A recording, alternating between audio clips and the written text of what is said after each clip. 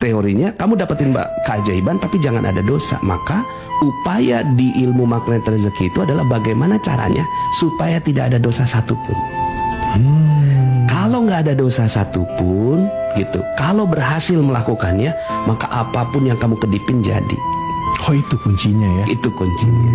Nah, akhirnya saya dapat ijazah dari guru saya. Nah, ini karena ijazah, mudah-mudahan yang dengerin podcast nyatet ya. Ya. Ini karena ijazah. Jarang saya buka gitu. Biasanya saya buka tuh di kelas. Wah, spesial nih ya. Spesial nih gitu ya. Spesial ya, insya Allah. Jadi kalau memang ada yang mau dengerin serius, sungguh-sungguh, nyatet. Bukan cuma sekedar dilihat gitu, coba dicatat. Karena ini ijazah dari guru saya. Kata guru saya gini, lakukan 1 sholat taubat untuk setiap 1 dosa. Untuk setiap 1 dosa. Ya. Itu aja kalimatnya. Lakukan 1 sholat taubat untuk setiap 1 dosa, titik.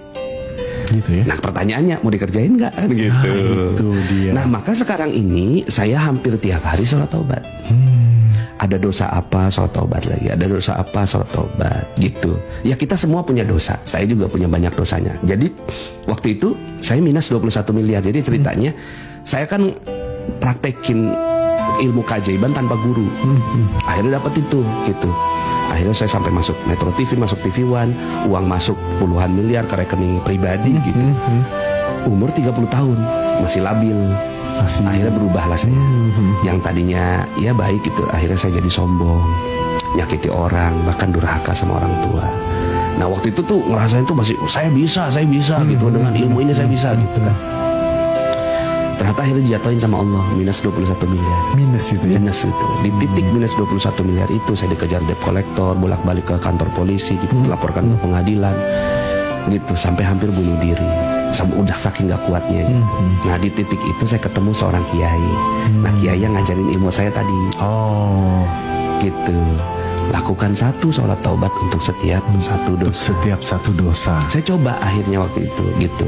Saya pernah 1 malam tuh 57 kali sholat taubat. Bukan saya hebat, bukan saya bisa.